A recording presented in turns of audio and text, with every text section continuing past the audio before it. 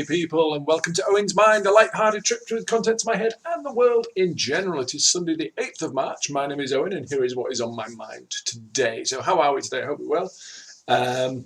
Apologies last week, there was some content that was kind of missing, and I just had an absolutely crazy week at work, so I just managed to put up a quick thoughts video about the coronavirus. There's another one in here today. It's in the news, it's unavoidable. But I'm not going to dwell on it, but I'm just going to give you some information, and we're going to have a variety of different stories just to kind of take us away from it a little bit.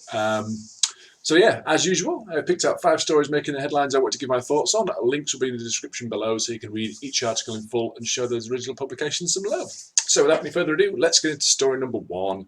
And story number 1 today, this is our only coronavirus story today. It comes to us from BBC News. Northern Italy quarantines 16 million people. So yeah, Italy has placed up to 16 million people under quarantine as it battles to contain the spread of the coronavirus. Anyone living in Lombardy and 14 of the central and northern provinces will need special permission to travel. Milan and Venice are both affected. So the Prime Minister Giuseppe Conte also announced a closure of schools, gyms, museums, nightclubs and other venues across the whole country. And these measures are going to last till the 3rd of April. Italy has seen the largest number of coronavirus cases in Europe and reported a steep rise in infections on Saturday. The strict new quarantine measures affect a quarter of the Italian population and central part of the country that powers its economy. The death toll in Italy has passed 230, with officials reporting more than 36 deaths in 24 hours. And the number of confirmed cases jumped by more than 1,200 to 5,883 on Saturday. So yeah, they are really going through it. We want to guarantee the health of our citizens. We understand that these measures will impose sacrifices, sometimes small and sometimes very big, Mr. Conte said early on Sunday, but this is a time we must take responsibility for ourselves. So last week they closed all schools and universities across the country for 10 days. And yeah, it was widely discussed here that the week that's just finished was critical to seeing if Italy's coronavirus response had managed to halt the spread. If the numbers had begun to tail off, it would have suggested the containment measures had worked, but they haven't. So with cases still surging, the government has moved to the next stage, and it's a dramatic step up. It's not a complete lockdown, planes and trains are still running, and access will be permitted for emergency or essential work reasons, but police will be able to stop people and ask why they're trying to enter or leave the areas that have been covered by this quarantine. It's believed the virus was circulating in Italy for weeks before it was detected, and there has now been cases in all 22 regions of the country. So yeah, this is the problem with the virus, with my little quick thoughts video which I did on Wednesday. Because it gestates for up to 2 weeks before showing symptoms, by the time the first person is showing symptoms, this could have spread, and this is what Italy is finding, and this is why I said in that video it's so hard to fight something like this, because it can move unseen for such a period of time that by the time you realise it's here, it has spread.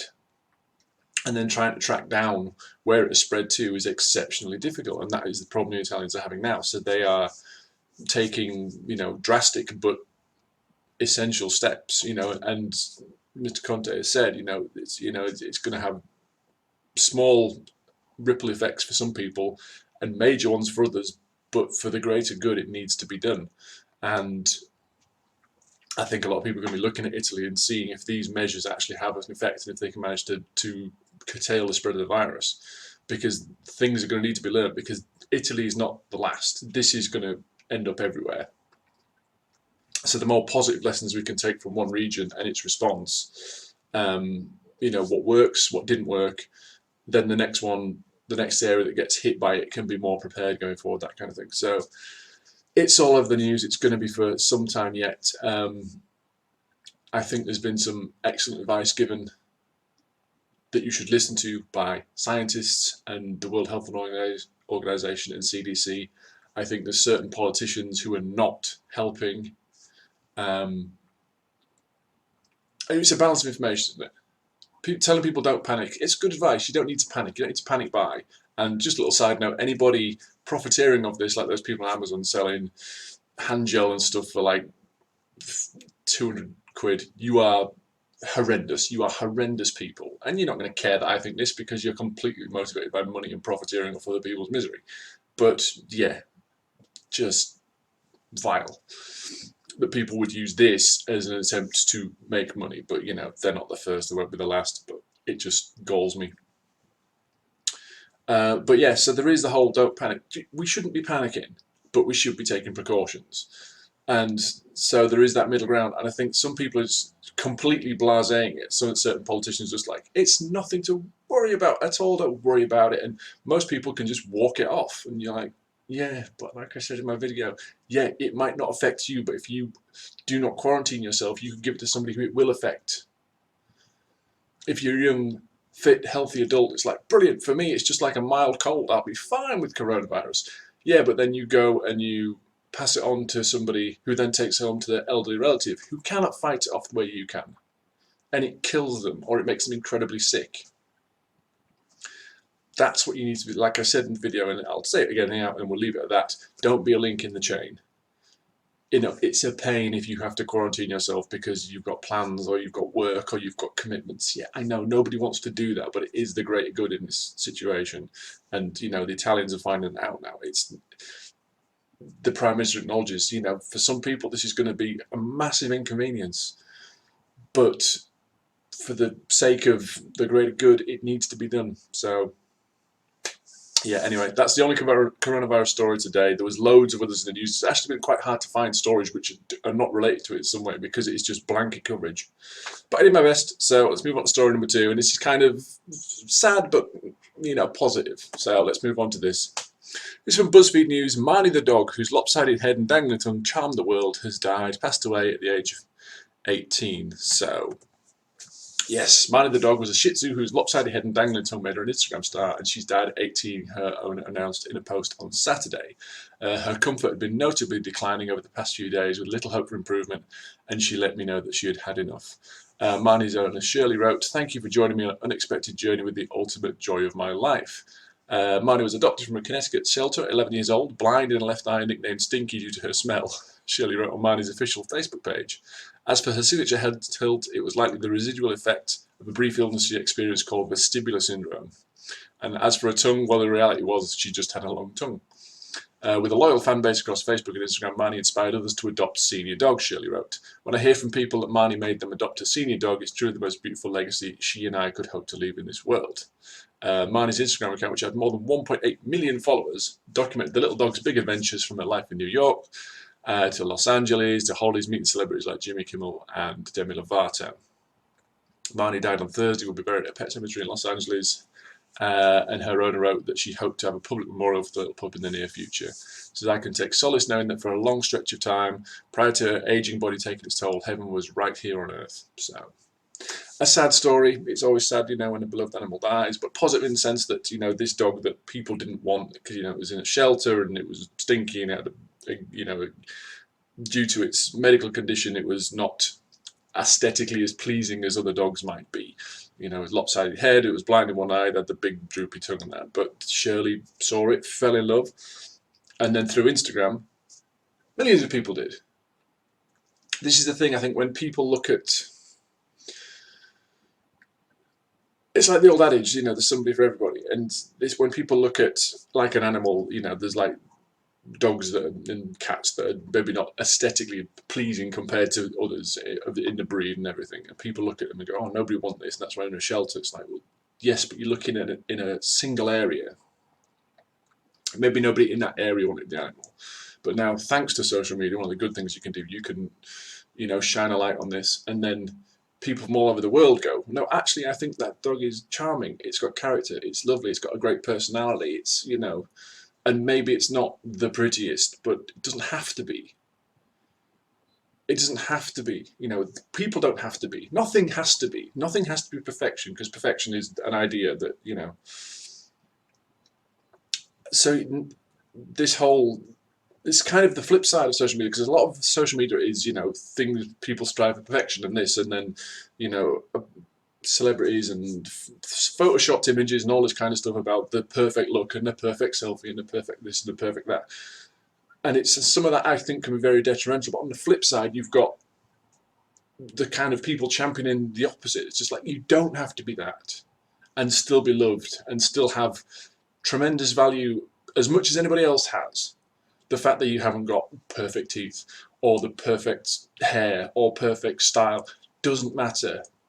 You are still worthy of love, and you know, people's friendship. And that's what this little dog did. It was like, yeah, you know what, yeah, it looks kind of odd, but people loved it, and they loved it for that. So yes, so sadly, Marnie has gone, but you know, she exists now thanks to social media. You know, this information, this stuff lasts forever, and the legacy is that she inspired other people to seek out, you know, senior dogs and give them a good life. And it sounds like Marnie had a fabulous life. So what more can you wish for? Brilliant, nice, happy story. Right, let's move on. Okay, this is a heavier one. This is in The Guardian today. Stephen King attacks the acting of Woody Allen's book. So yeah, this is quite a wordy article. I'll try and keep it succinct. So Stephen King has hit out the publisher Hachette over its decision to drop the publication of Woody Allen's memoir after a protest from his son and author Ronan Farrows. It prompted a walkout of staff at the publishing group's New York office last Thursday. King said, "The Hachette decision to drop the Woody Allen book makes me very uneasy. It's not him, I don't give a damn about Mr. Allen, it's who gets muzzled next that worries me." In Britain, Hatchett's decision was branded worrying for writers and readers by Joe Glanville, the former director of the writers group English Pen and award-winning editor of Index on Censorship. "I'm always afraid when a mob, however small and well-read, exercises power without any accountability, process or redress. That frightens me much more than the prospect of Woody Allen's autobiography hitting the bookstores," she writes in the Observer online this weekend. The Woody Allen thing, like, the article goes on, there is loads of information in, I'll read a little bit of it, but the kind of overall thing is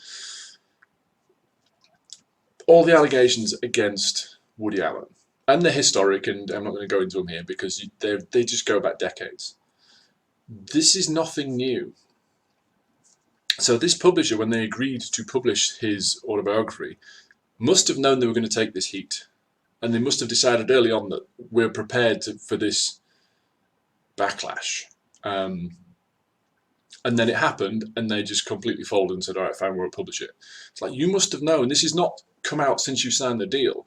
These are historic allegations, and they are just allegations, which I think is what King's alluding to, is kind of like, you know, this isn't new. You know, you're aware of this, and now you've kind of... And it is, at the end of the day, just an allegation. However strongly people believe it, it's never been tried in court, to my knowledge. So at this point, he remains an innocent man. He's under suspicion by a lot of people, but legally, he's never been charged with anything. So, yeah. But anyway, let me pick a few bits out, because the flip side here is that Hachette, although they agreed to publish this book, there's another book they published which kind of... I'll get into it in here. Okay, so... in the wake of Harvey Weinstein's rape conviction last month, it's also been presented as a test of the power of the Me Too movement, which has embraced Ronan Farrows as a hero for his groundbreaking investigations into claims of sexual abuse and misconduct by powerful men. Last Monday, after Hachette announced its intention to release Apropos of Nothing in April, the journalist issued a stinging indictment of the publisher, accusing it of duplicity because one of its imprints had published Catch and Kill, his Pulitzer Prize-winning account of investigating the Weinstein scandal, while another, Grand Central Publishing, were planning to bring out his father's autobiography. Goes, "I was disappointed to learn through press reports that Hachette, my publisher, acquired Woody Allen's memoir after other major publishers refused to do so and concealed the decision from me and its own employees while we were working on Catch and Kill, a book about how powerful men, including Woody Allen, have avoided accountability for sexual abuse."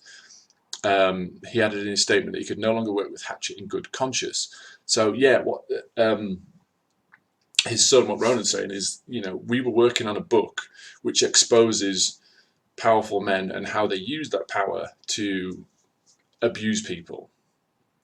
At the same time, the company that's publishing that also agreed to sign a deal for a memoir from a man who is highly alleged to be in that sort of bracket. And again, it is alleged. So, yeah. Another quote from Stephen King, he said, "If you think he's a paedophile, don't buy the book. Don't go to his movies. Don't listen to him play jazz at the Carlisle. Vote with your wallet. In America, that's how we do it." He said, "Let me add that it was effing tone deaf of Hachette to want to publish Woody Allen's book after publishing Ronan Farrows." Yeah, that I totally agree with. So it's a real kind of mixed bag of things going on here. So yeah, can a publisher publish all kinds of books? Yes, absolutely they can. So could they publish a book about the abuse of power and then have a book from somebody who is accused of that? Yes, they can, because again, it's alleged it's just a memoir of a man who is accused of stuff, but they're not. From what I understand, Alan's book, and this is just speculation, it's not him denying all this stuff, it's just a memoir of his life, and I don't imagine he's going to go into that side of it, because you wouldn't want that in your memoir. So essentially what the argument is, as it stands now, with allegations but no charges, no court case, no thing brought, it's a book by a man who exposes abuses of powerful men, and then an autobiography of another guy. His father, it happened to be. So yeah, so it brings up all kinds of guilty until innocent until proven guilty and all this kind of stuff. But is it tone deaf because it's the father and son relationship and the fact that it sounds like they kept it from him? They kept it from Ronan Farrows, that the publishing house was going to publish his father's memoir. So the fact that they did that tells me they knew it wouldn't. Yeah, they wouldn't be happy or they wouldn't be appropriate. So there is that, but again, it's a huge kind of, like I say, it's more than the sum of its parts. This story is, like I say, innocent until proven guilty. This man has been held up for decades, and people have always kind of thrown this at him. And you always think, if there's so much evidence, if there's so much proof, why wasn't it tried in court? People waited decades to go after Weinstein, and they got him. So it shows that even after the passage of time, justice can be done, can be exacted. So yeah, Woody Allen's now 84 and he's always denied these allegations. And it basically comes, the claims the director molested Mia Farrow's adopted daughter, Dylan Farrow. So Woody Allen and Mia Farrow married, their adopted daughter, Dylan Farrow, and it was alleged that Allen molested her. So that's kind of the basis of this abuse, of the allegations. So why, I don't know the history of why they haven't pursued it. If everybody is so convinced that he is guilty enough to kind of come out when he was publishing his autobiography and kind of say, how dare you, this is disgusting, then get it to court. I don't know if there's people involved who don't want to or are unwilling to testify. I don't know the ins and outs of it, but you kind of think, if there is so much evidence that people are having this strong a reaction to it, then now is the perfect time, because now is a time when people are feeling empowered because of the way Me Too, the positive things Me Too brought out. And again, taking Harvey Weinstein now. So it's just a tricky thing. Like I say, King's comments himself, he says he doesn't care about Alan. It's about almost like a freedom of speech thing and how people can curtail artistic expression based on an allegation. So that, in regards to King's comments, I kind of agree with that. I mean, Stephen's always been quite outspoken, and the British lady, Jo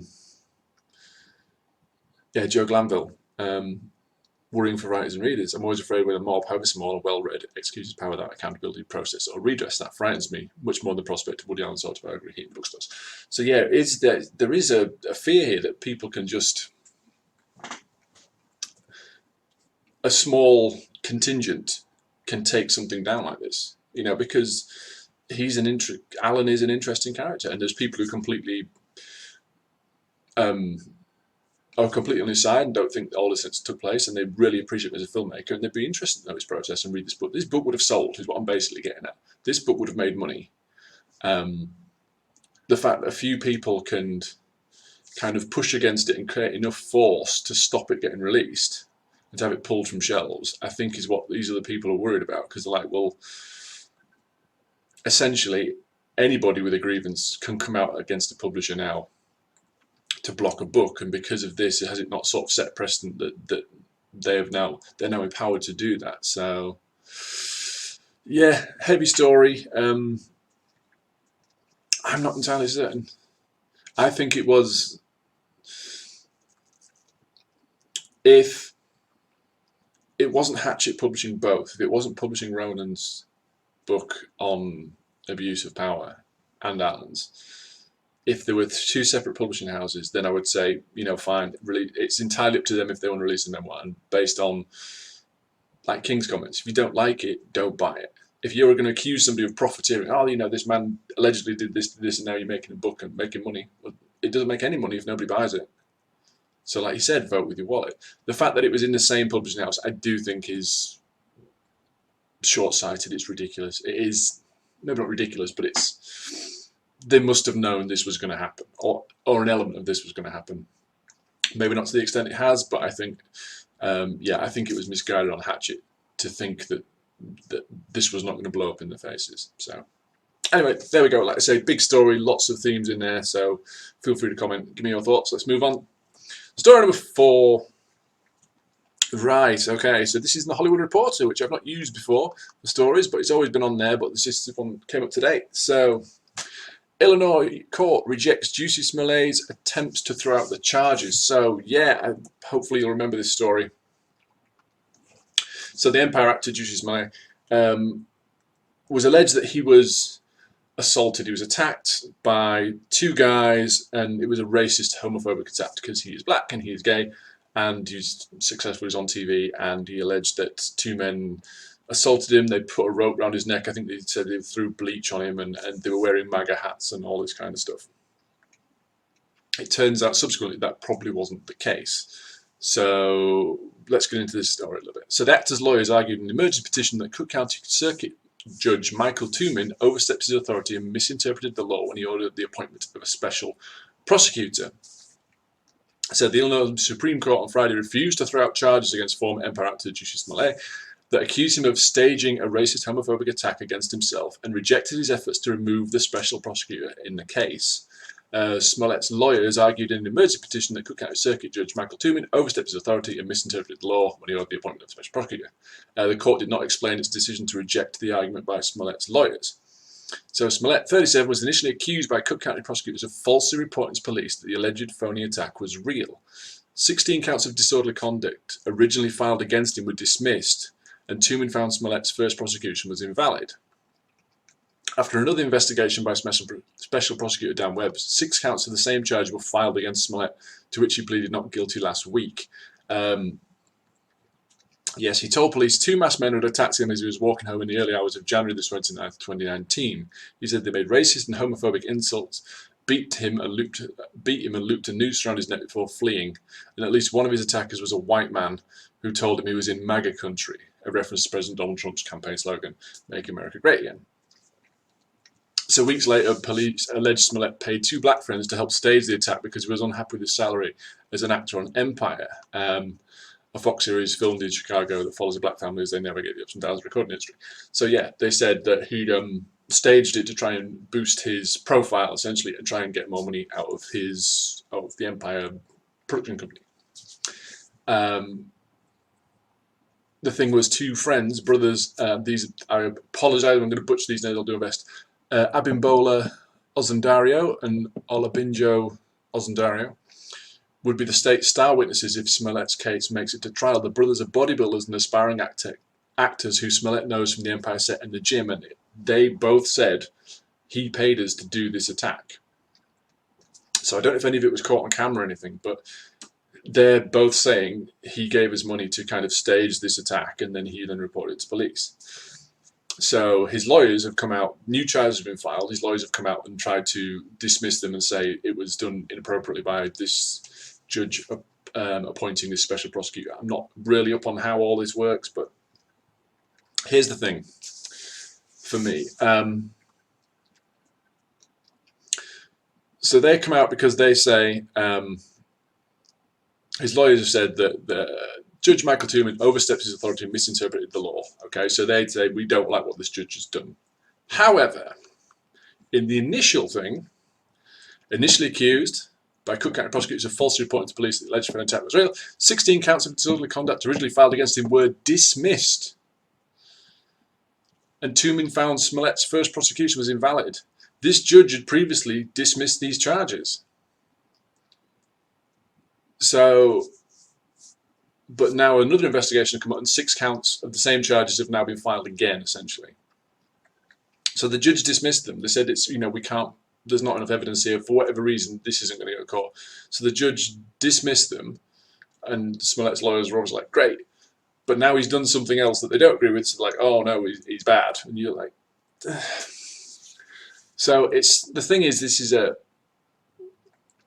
this case was a mess when it started. Because initially it was reported that everything was factual, and it was a horrible racist, homophobic attack.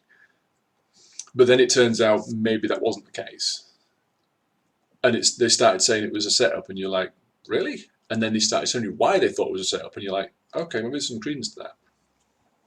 But then for whatever reason, the charges were dropped, and he came out of court, I think, and he said that it was vindicated, and it was a horrible period in his life.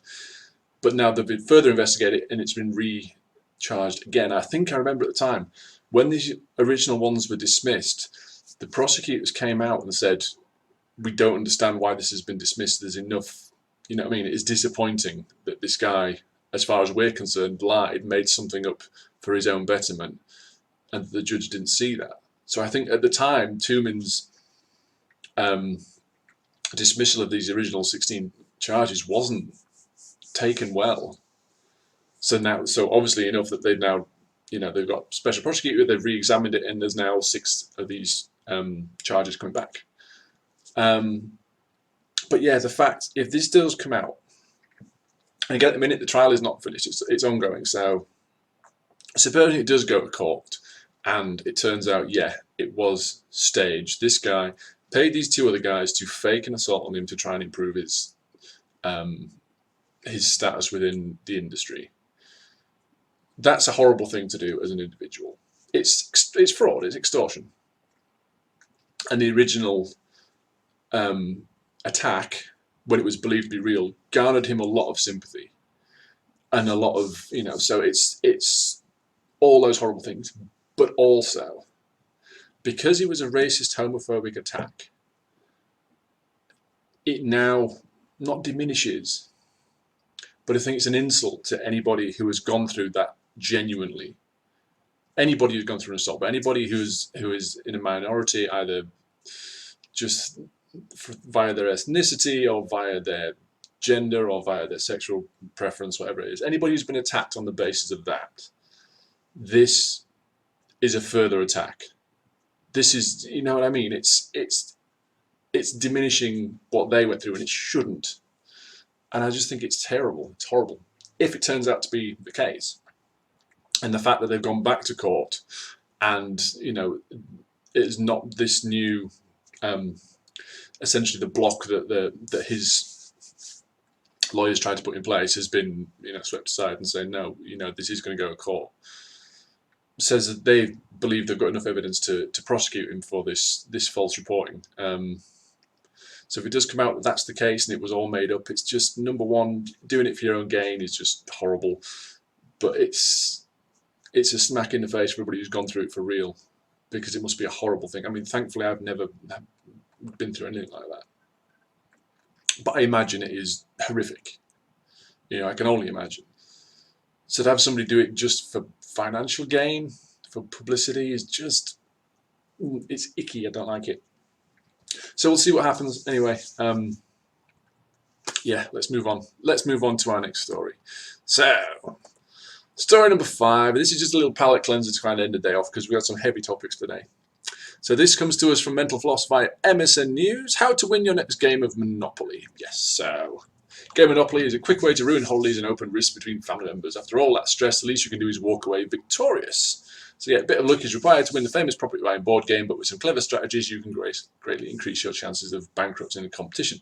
So yeah, this is apparently someone sort of looked into this and kind of statistically the best way to win the game.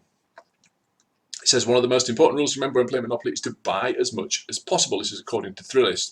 Don't save your cash for your favourite properties, because there's no predicting who will land on what. Even if the property's value is low, it's still capable of earning you money and collecting rent from other players. Towards the end of the game, having many cheap properties spread out across the board can be more lucrative than having a monopoly on Park Place and Boardwalk, and the 2 of the most expensive ones. So essentially what it's saying is it makes more sense to have lots of low-income ones spread all the way around, so people might hit it multiple times, than having one that will, massive one, but just like in a couple of squares essentially.